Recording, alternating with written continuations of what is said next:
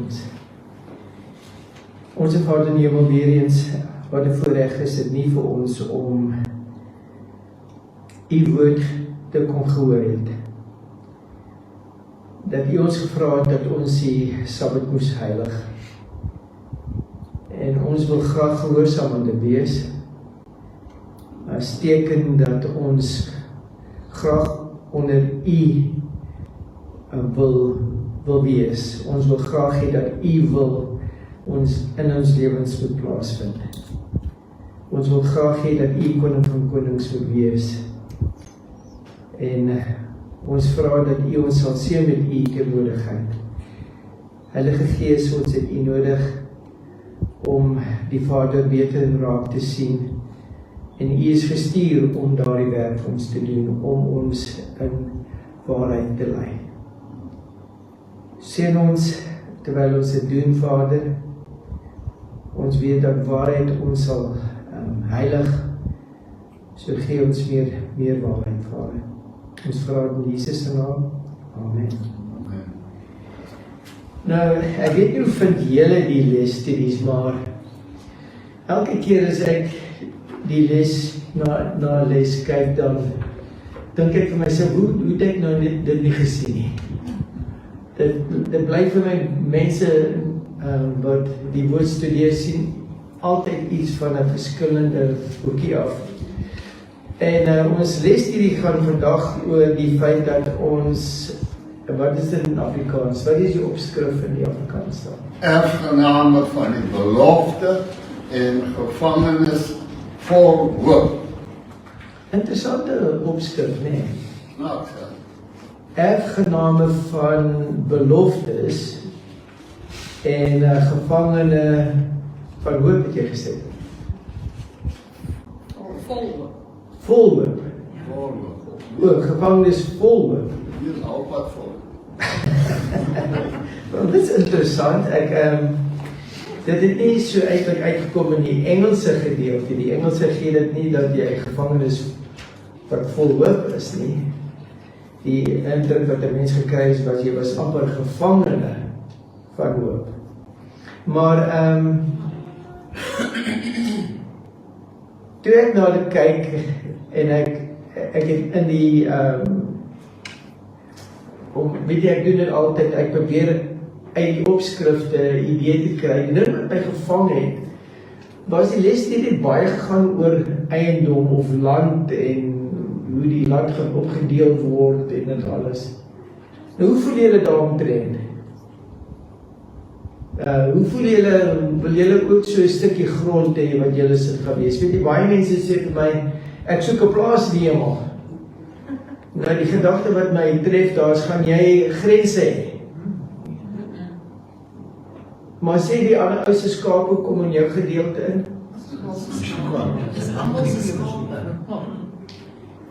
Jy sien, ons is geneig om te dink soos ons hierso is. Weet jy, die ander ou gaan sê, weet jy het miskien jou lande mooi gewerk en dan kom die ander ouens en kom oes hulle by jou grond. En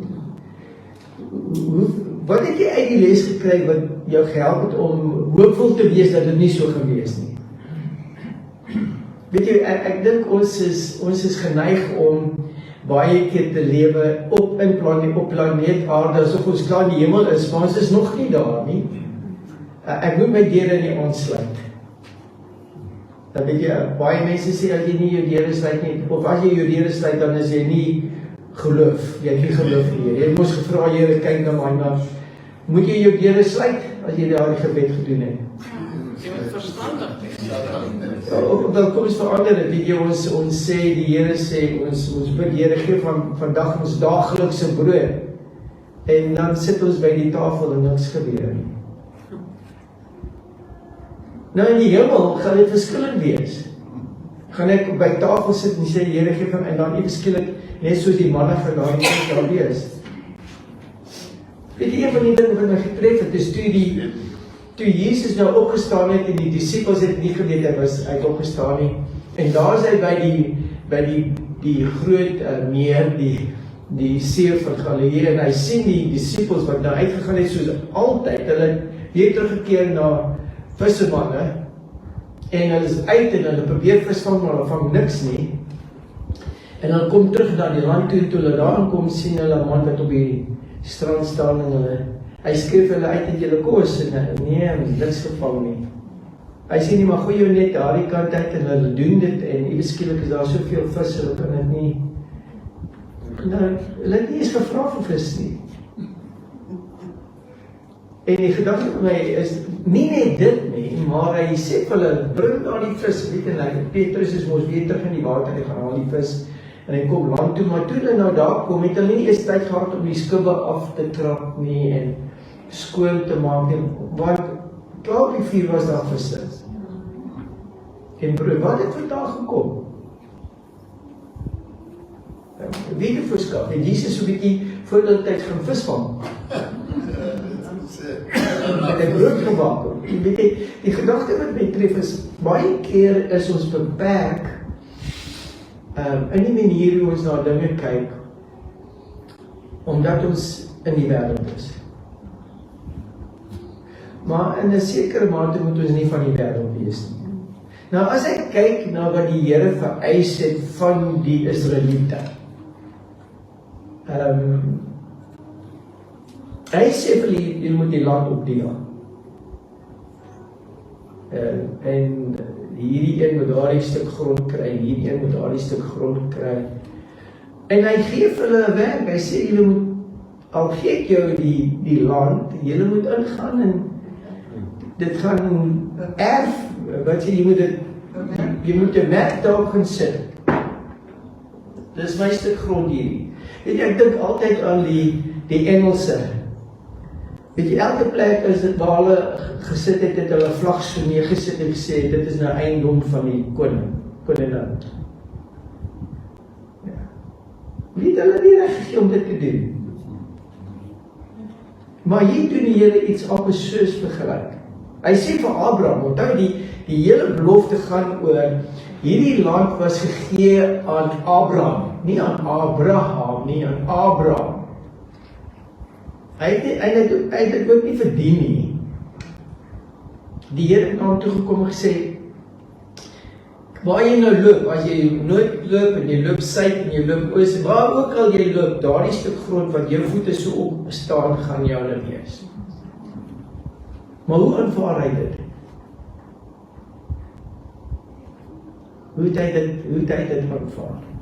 Julle stil vandag, kan dit nie verstaan nie, was dit te lang klasies op. Dit was, hoe sê jy geloof, maar weet jy, Jakobus sê geloof sonder werke is niks nie. Ek bedoel, as ek kyk na Abraham, hy is daar in 'n land wat hy weet is syne, maar is nog nie syne nie, maar hy tree op asof dit al klaar syne is. Ek bedoel, daar is nou sy Lot, wat is dit nou, sy neef, wat nou deur 'n koning gevat is, maar hy, wat doen Abraham? Hy gryp sy weermag. Nou, dit is net konings wat dit kan doen. En hy gaan met sy weermag, en hy gaan en hy val daar die koning aan, en hy vat hulle, en hy bring hulle terug, en almal erken, dat kyk al, hierdie ou kyk na die grond asof dit syne is. Hy beskerm sy grond, hy verdedig sy stuk erf. Maar dit was nog nie syne, was dit? Hy het 8 grond wat hy gehad het, tussen daai wat hy gekoop het vir sy vrou se begrafenis. Ja, maar dis net 'n stuk grond. Ja. Dis nie Kanaan nie. Weet jy, baie keer dink ek aan daardie vers waar Paulus sê, ek weet in wie ek my vertroue geplaas het. Ek vertaal dit nou, and I know whom I've placed my confidence. Ek weet dat hy bekwaam is om na die goed te kyk wat ek vir hom gegee het. En wat het Paulus vir hom gegee? As julle daai stuk vers ken. Ons het, het was interessant om te sien, ons het oor Jakobus en nou Esau gepraat. Nou wat was die belofte? Vir wie was die belofte gegee van erfgenade? Van wie? Ja. toe die twee so beklei in die moeder se maag, vra die moeder, wat gaan nou hier so aan? En sy word vertel, daar's twee nasies wat in jou stry. Maar die jonger een gaan verdien word deur die ouer een. So wie het die belofte ontvang? Jakob, onthou jy? Die enkelgrywer. Maar wat doen hy sy hele lewe? Verneem. Hy probeer daardie belofte te kry deur sy krag. Verstaan julle? Dit is 'n belofte aan hom gegee. Dit is joune. Maar daar sy ma en hy besig om nou iets te doen om te verseker hy kry die seëning van die pa. Nou die pa is eintlik so 'n bietjie onnozel, is dit nie? Hy is nie gehoorsaam nie. Hy wil vereer sou maar hoekom wil hy dit doen? Hoekom wil hy dit doen? Nou ek wonder vir myself, as Abraham, ek bedoel Isak nie sê hy was nie verlei nie. Sê dit die moeder en Jakob het dit nie reg gekry om vir Esau te bedrieg nie. Onthou jy, dit moes 'n bietjie klein.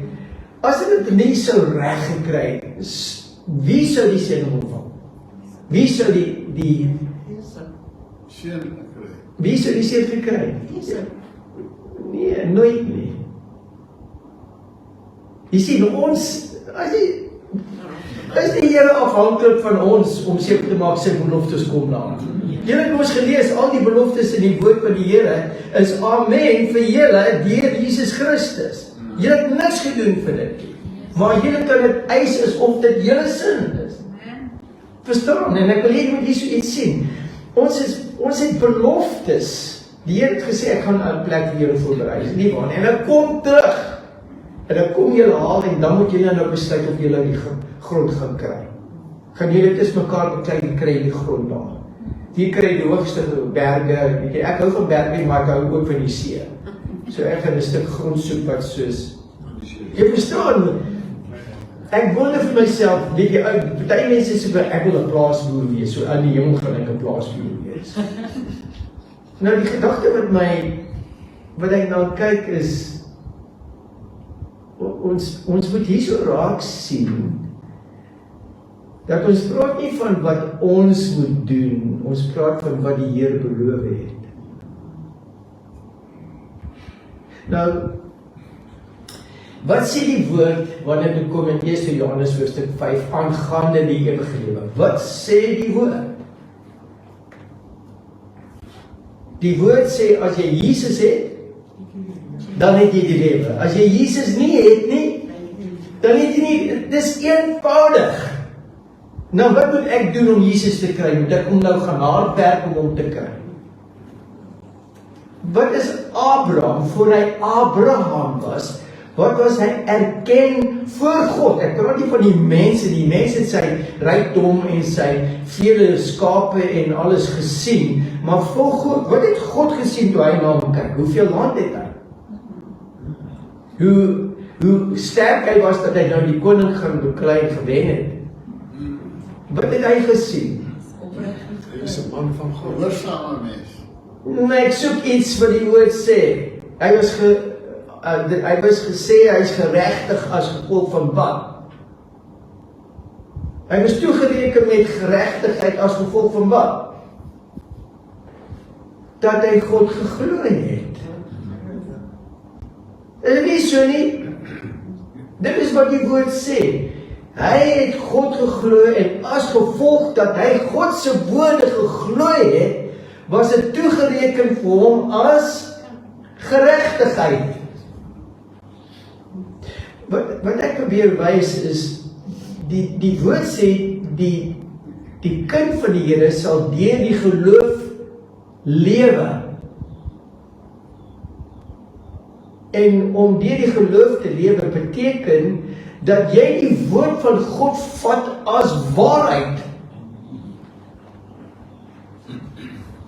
Dat as hy sê, bring my jou tiendes, dan sal ek die hemel so oopmaak dat jy nie genoeg plek sal hê vir dit. Jy glo dit. En jy betaal nie dan jou tiende en kyk, okay, waar is dit? Jy kry dit al voordat jy die tiende gegee het. Hoe kry jy dit? Deur geloof. Jy glo die woorde van die Here. Jy sien, ek dink een van die dinge wat ons partykeer vergeet is Johannes in Johannes hoofstuk 1 sê dat een van die dinge wat ons moet doen voordat ons verder kan gaan is om te sê dat God se woord is regverdig. Sy woord is waarheid. Nou, wat doen die duiwel aangaande sy woord? Hy maak dat jy twyfel. Die Here het vir Adam en Eva gesê, as jy van hierdie boom eet, gaan jy sekerlik sterwe. Dit was die woorde van die Here. Die duiwel kom daaraan en hy bring twyfel aangaande die woord van die Here. Daar's Jesus in die woestyn, nadat hy vir 40 dae gevas het. Die duiwel kom na hom toe en sê, as jy die seun van God is. Net 40 dae voor dit het die duiwel gesien hoe kom Jesus uit die water uit en 'n stem van die hemel sê, dis is my geliefde seun, en nou sê hy as. Jy sien, hy probeer twyfel bring in die gedagte van Jesus. Hier het die Here vir Abraham gesê, en nader het hy dit ook gesê vir Jakob. En toe later aan was dit vir Isak en toe Jakob en toe is dit nou vir al die wat glo. Wat was die probleem met die Jode toe nou by die land Kanaan gekom het, by die grens? Wat was hulle probleem? Die Here het gesê, gaan in en erf dit. Maar jy sien hulle het na hulle self gekyk, hulle het nie na die belofte gekyk nie. Sal die Here iets beloof en dit nie nakom nie?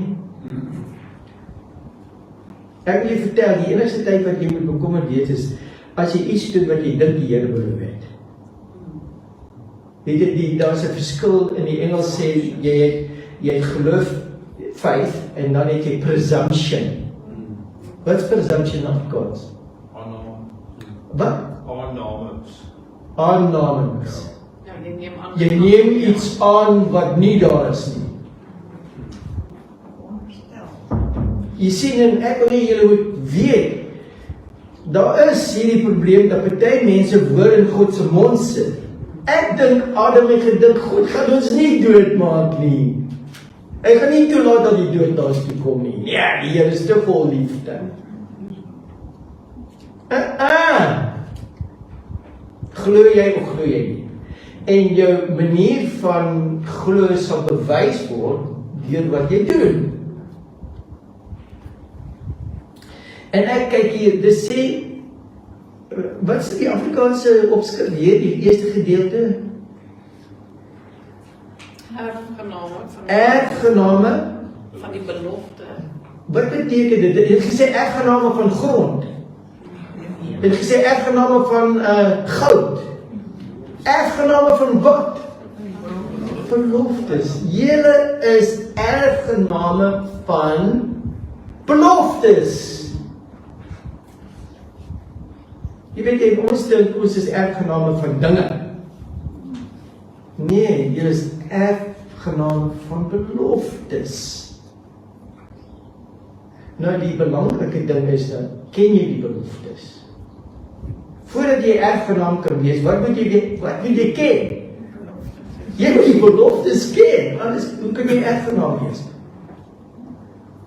So ek dink, en ek sien dit aanhoudend wat deur die les uitkom.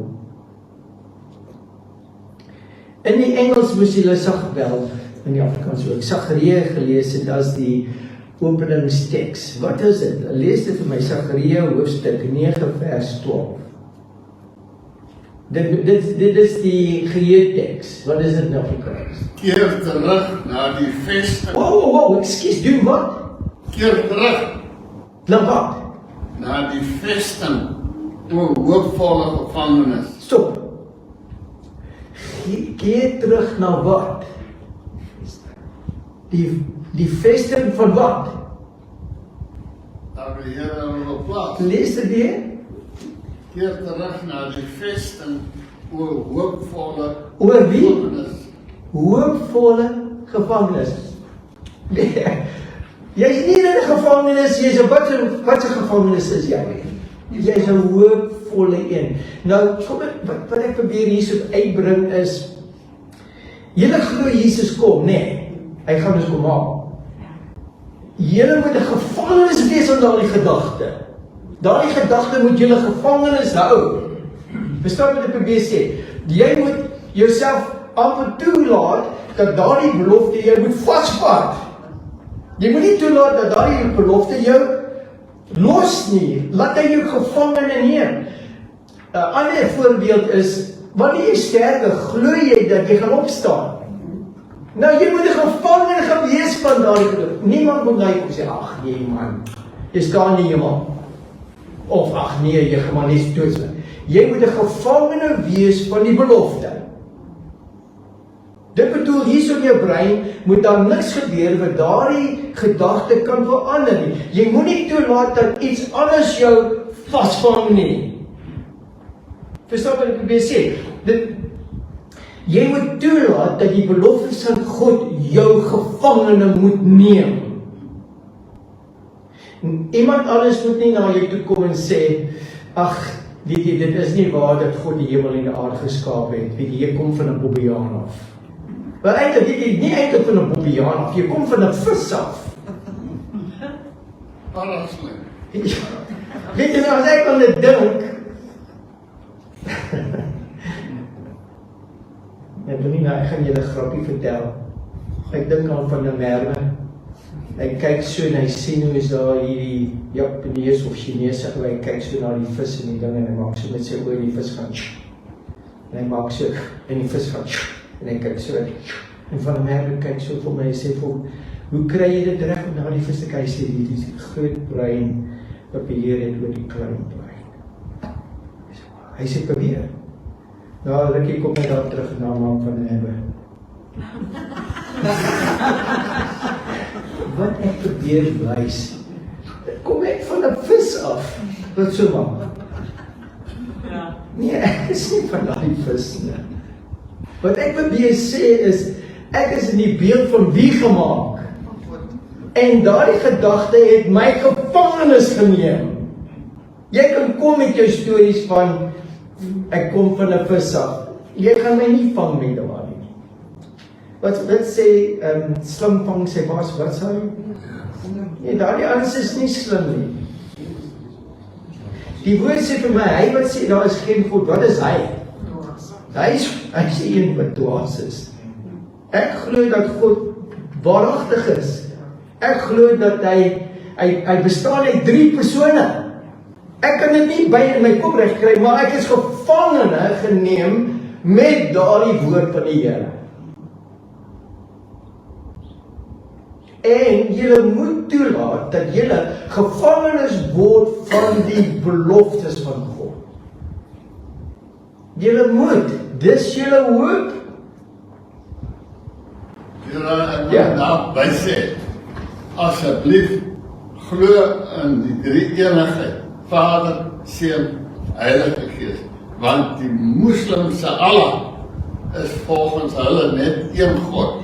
Hulle glo nie Jesus nie, hulle glo nie in die Heilige Gees nie. So moenie verward raak met Allah nie. Dit is so, maar kom ek sê dit eerder. Dit is nou een van die aspekte van God. Maar goed, ek sê, dis my geliefde seun. Ek is gevangene daardie. Jy kan my kom vertel, dit is nie so nie, dit is so. En hy wat die seun het die Vader. Hy wat die seun nie het nie die Vader nie. Ek is gevangene geneem deur daardie woord van die Here. En Johannes sê wat ons gesien het, en gevoel het, en gepraat het, dis hy. En dis het wat hulle gevangene geneem het. Jy sien, Wat is die tweede gedeelte van die opskrif? Weet, omdat die tweede gedeelte in jou geval Gevangenes vol hoop. Gevangene vol hoop. As jy die beloftes van Jesus het, jy is 'n gevangene wat vol hoop moet wees. So wat ek probeer wys is, God het beloftes gemaak aan die mens. Baie verskillende beloftes.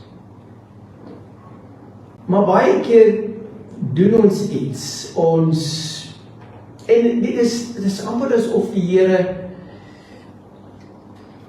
amper toelaat. Kom ek gebruik weer die voorbeeld van Jakob en Esau. Die belofte was Jakob gaan die erfnaam kry. Sy boetie gaan hom dien. Dit is die woorde van en as Jakob regte ware gevangene van die beloftes van God was, sou hy niks gedoen het om dit te probeer verander nie. Of selfs dat dit plaasvind. Omdat as jy gevangene is deur die woord van die Here, dan hoef jy niks te doen nie, omdat hy gaan dit doen. Nou kom ons gebruik 'n ander voorbeeld. Julle onthou vir Jakob, nee, Jakob moes nou ook vir die oudste kind die seëning laat kry. Jy onthou dit, nee. Wie kry toe die seëning? Toe dit nou tyd is dat Jakob op sy pad uit is. Wie kry toe die seëning? Die jongste. Ekskuus? Die jongste een kry het. Het Josef dit gekry? Nee, sy sien het. Ek sê vir vriende, dit is vir my interessant. Onthou, toe Abraham nou sterf, wie gee die seëning aan? Wie sê Josef se jongste seun? Ekskuus? Die Josef se seun nie. Dit was nie sy seun nie, wat die erfgenaam geword het nie. Dit luister nou mooi na my. Abraham is besig om te sterf. Wie het hy net? Isak. Is daar 'n probleem om te sê wie gaan nou die seun kry? Wie gaan die erfgenaam wees? Nee, is Isak. Maar Isak het 2 kinders, 2 seuns. Hulle is tweelinge. That's even more amazing. Ek bedoel as dit die oudste een was, no question. Maar hulle is tweelinge, maar die een kom vroeg die ander uit. So hy word genoem die oudste, maar in die ander een. Maar hulle is tweelinge. Dat is wat hulle skei is sekondes. Is sekondes. Maar die Here sê, die tweede een, al is hy met 'n paar sekondes, gaan hy die erfgenaam wees. Nie die eerste een. Hy sê dit. Ons dink, omdat Isak gevlous is hoekom Jakob die belofte gekry. Dit is nie, dit was God se woorde. Kyk, jy sal sien hoekom ek sê. Nou het jy geskryf Jakob, hoeveel seuns het hy? Nou wat die een word die erfgenaam.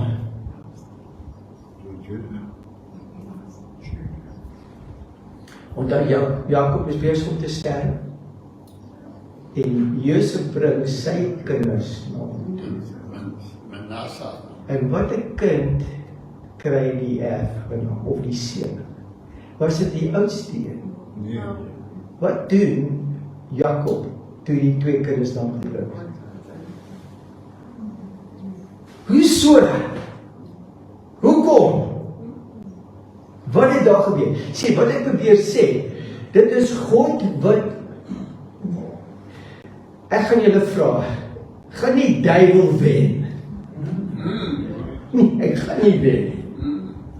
'n Gedeelte van die woord sê vir my, ek glo dat die duiwel gaan vernietig word in 'n vuur. Dit is God se woorde. Daar is nie die feit dat die duiwel vir ewig daar gewees nie. So wat ek probeer sê, wanneer jy na 'n belofte van God kyk, kan jy alleenlik sê dit is amen, omdat hy dit gesê het. Nou in die Hebreëus of selfs in die Grieks, wanneer jy die woord amen gebruik, om dit wat ek ooit gesê, die beloftes van Jesus Christus is vir ons en dit is die amen. Dit is wat jy lees, is nie waar nie? Kijk, wat beteken dit?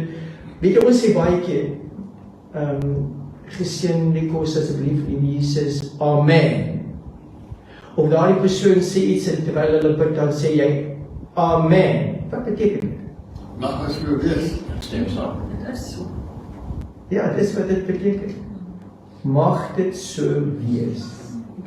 Jy glo dit. Amen. Nou, wanneer jy by die beloftes van Jesus Christus kom, dit is al klaar. Die Amen.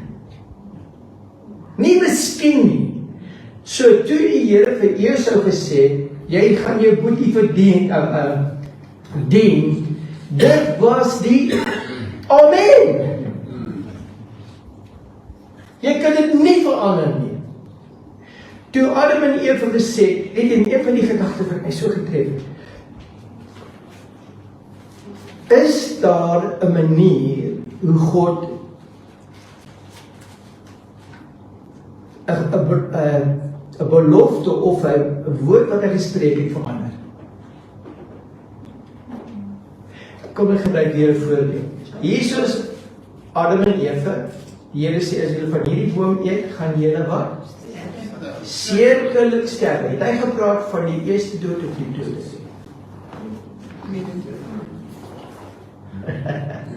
Sien, nie so begin ons nou so maak. Wat beteken dit? Beteken dit jy gaan nie sterf of jy gaan sterf? Okay, jy gaan sterf, maar jy gaan nie eintlik nie sterf nie. Wat die ene is dit? Ek wil jou vertel, Adam en Eva sou vir die tweede dood gesterf het. Ek wil julle vertel, julle as sondaars gaan die tweede dood sterf. As. Nou wat is die as? As die Here jou nie genadig is. Voorwaardelike belofte. So, daar's 'n voorwaarde aan betrokke. Hoe het God dit reg gekry om iets wat hy gesê het te kom verander? Of het hy dit verander? Of het hy net 'n ander manier gegee? Onthou, die belofte was, as jy van hierdie boom eet, gaan jy sterf. Nou, ek kan dit nie verander nie. Nou, wat het gebeur wat ek nie kan verander nie? Adam en Eva het namens julle besluit om van die boom te eet. Kan julle dit verander? Kan julle sê, ek gaan nie van die boom eet nie? Dis klaar, julle was al klaar verdoem tot die tweede dood. Dit was die lot van die mens. Hoe het God dit reg gekry om dit te verander? Het hy sy woord verander? Is daar verskillende, hy sê, okay, julle moes gehoorsaam gewees het, maar okay, maar die wat nou vanouit gehoorsaam is, gaan ek vir hulle kans gee. Nee, jy's klaar onder die bus. Jy's klaar. Die beloning van die sonde is die dood. Is die dood. En Jesus het vir ons pad. Wow, jy begin en dan stop jy nou miskielik. Die beloning van die sonde is die dood. Maar wat? Okay, jy sien ek wil julle met ietsie so raak sien. Hoe het God dit moontlik gemaak vir julle om 'n belofte te erf van die ewige lewe?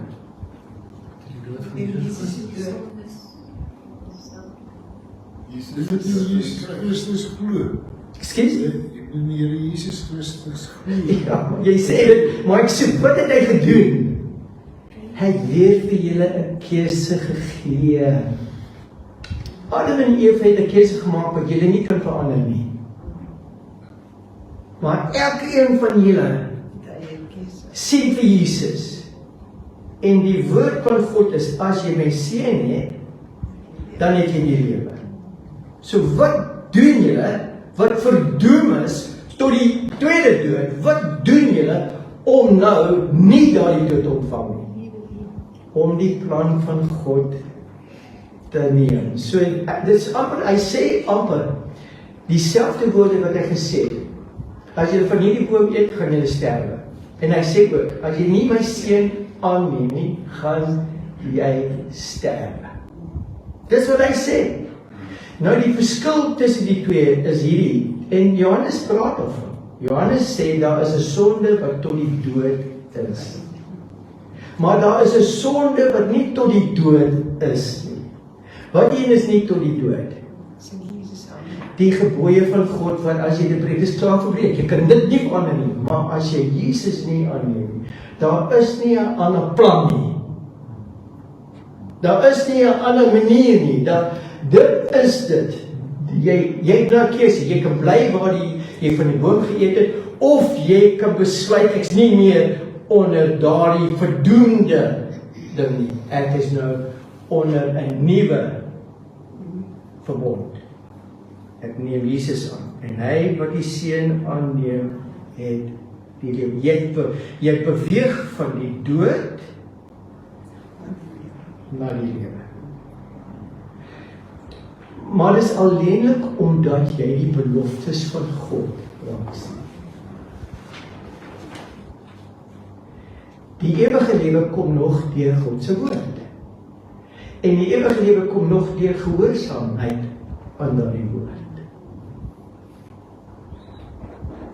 En wat ek hier so raak sien, is mense wat iets gekry het wat hulle nie verdien het nie, maar hulle het dit gekry omdat hulle geglo het in die belofte. Hulle was gevangene geneem deur die belofte. As jy my seën het, dan het jy die ewige lewe.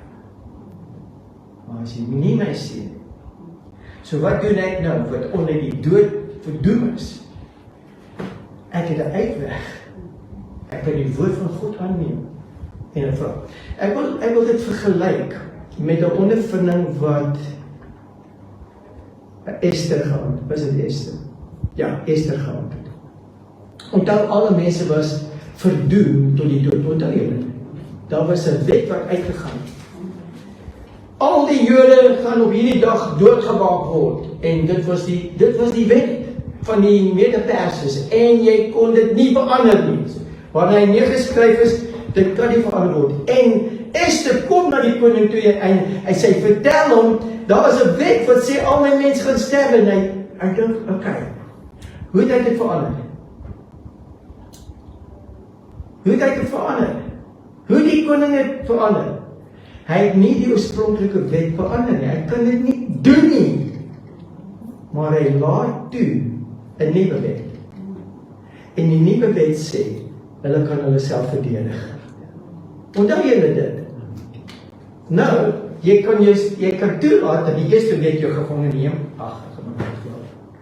Of jy kan toelaat dat die tweede bevel jou gevange neem. Nou, as jy Jood is, wat gaan jy toelaat om jou gevangene te neem? Wat jy?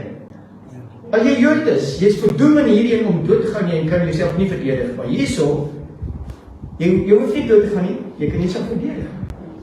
Wat jy gaan nie aanneem. Liewe vriende, dit is die woord van die Here wat na ons toe kom. Jy is verdoem deur die eerste wet. Maar jy kan gered word om deur die tweede jouself onder dit te plaas. Ek is nie meer onder die vloek van Adam nie. Ek is onder die beloftes van Jesus Christus. Die woord sê dit. As jy met jou mond bely dat Jesus die Christus is, en jy het aangeneem dat die Vader hom opgewek het, die woord sê dit, jy van die dood beweeg in die lewe. Dit was omdat jy besluit het om die woord van God aan te neem. Jy is nie meer onder daardie vloek nie. Adam se vloek. As jy wil toelaat dat jy nog onder die vloek van Adam is, dan hoef jy nie Jesus aan te neem. Maar as jy Jesus aanneem, dan verander die hele storie en jy is dan deur genade gered. En so, wanneer ek kyk na gronde, en ek wil net terugkom na die breek op van gronde. Daar is baie dinge wat opgekom het in my gedagtes toe ek hier lees. Het julle al ooit gewonder, hoekom gaan daar 24 trone in die hemel wees? Julle weet wat daar 24 trone is. Wie gaan op die eerste 12 sit? Die stamme van Israel. Het jy nooit gelees nie? En wie gaan op die ander 12 sit? Disippels van Jesus Christus. Ja, julle moes grond opdeel, nee. Hier is in hierdie gedeelte.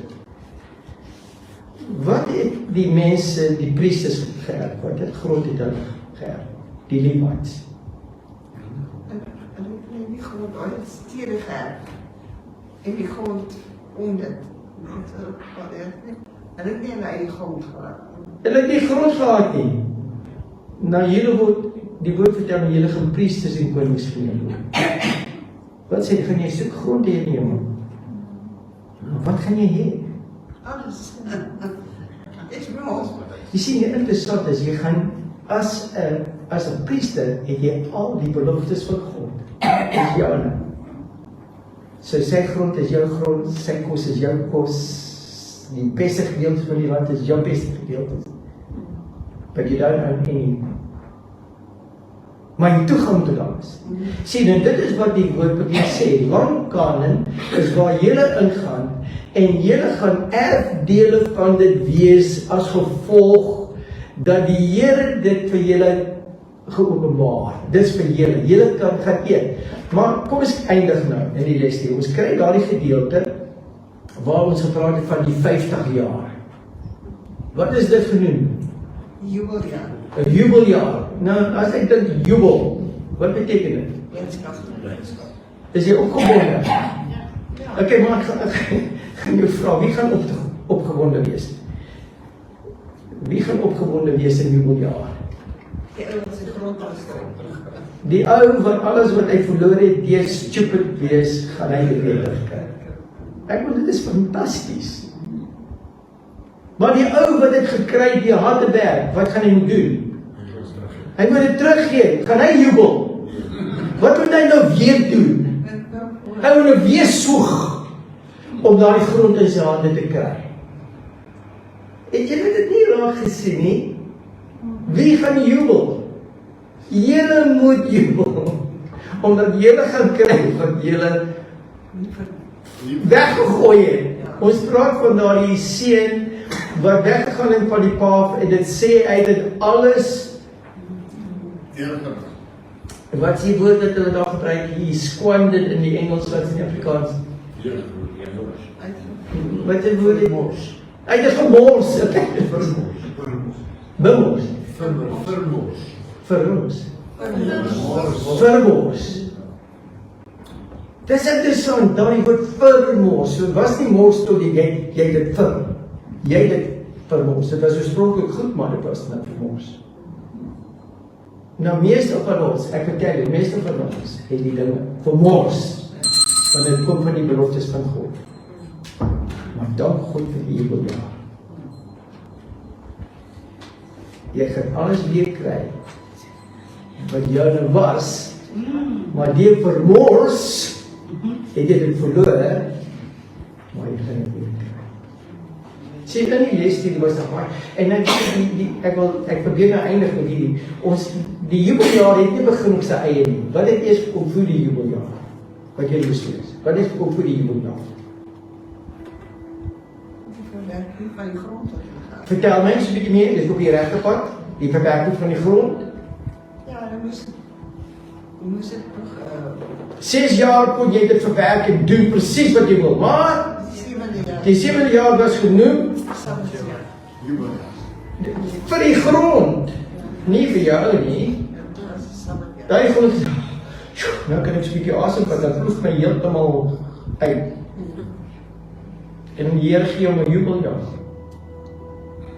Maar voor die grond gekom het, wat was daar ook?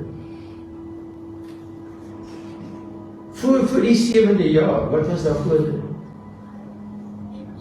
6 dae mag jy albei en doen wat jy wil, maar daar is 'n jubeldag. En dit is die Sabbat. Dis 'n rus. Ek dank die Here vir die jubel. En ek wil julle vertel, ek is gevange geneem hier in die Sabbat. Elke keer as ek aanbreek, dan sê ek vir die Here, ek kan so 'n bietjie terugstaan. Net so 'n bietjie ontspan. Hulle gaan my nie meer ploeg nie vir hierdie dag. gaan geen oproepe kry wat sê jy skuld my. Of my vrou gaan nie vir my sê, jy moet nou uitgaan en werk. Ek gaan nou net kan sê, ek kan nou rustig word vir die Here. Dis sy probleem. Verstaan wat ek sê? Ons word geleer deur die woord. Ons gaan moet werk, maar daar is 'n jubeltyd. Nou dit was oorspronklik, die Here sê, die wat in my glo gaan in 'n jubel Sabbat ingaan vir ewig. Julle gaan nooit weer soos julle hierso is werk nie. Julle gaan regtig waar net jubel die Here in. Ek is bly vir die lied of vir die gedagte wat gesê, Here help my om te jubel saam met die wat gelukkig is. Elkeen van julle wat vandag hier is, moet hierso wees, omdat julle glo dat jy regtig van vandag rus kry. Weet jy wat ek is besig om raak te sien, die wêreld is besig om maak te raak. En as julle nie die Sabbat het nie, julle gaan net maller word. Die Sabbat is die God se manier van inbraak. En dit is vir jou wel daar. So, ek hoop julle het iets raak gesien. Ek gaan eindig met hierdie stuk. En dit is in die Engels wat ek gaan lees, dit was in die Afrikaans, maar dit sê daar, through these concrete lists. Jy moet gaan kyk. Dis die eerste paragraaf van Sabbatsgedeelte. God wanted to teach the Israelites that the land was not a dream. Die belofte is nie net drome nie. It was promised to them in a very tangible, measurable way. But they had to make that promise a reality by acting on it. Het julle my gehoor? Die woord sê vir my, dit is die Sabbat wat julle heilig. Do you believe that? Julle moet heilige mense word. Deur op die Sabbat te onthou. Die Here sê, dit is 'n teken dat ek die God is wat jou heilig. Kom ons maak ons so toe. Vader in die hemel, ons besef, ons ken u beloftes, maar ons het nie toegelaat dat hulle ons vasvang nie. Mag jou beloftes ons vasvang en mag niemand daardie kettinge kan breek nie. Ons glo wat jy gesê het, Vader. Ons glo dat toe Adam en Eva van die boom geëet het, dat hulle sou sterwe. Maar ons glo ook dat as ons Jesus het, dan het hy ons beweeg van die dood na die lewe. En ons word vasgevang deur Jesus. Seën ons Vader verder met u teenwoordigheid. Ons vra dit in Jesus se naam. Amen.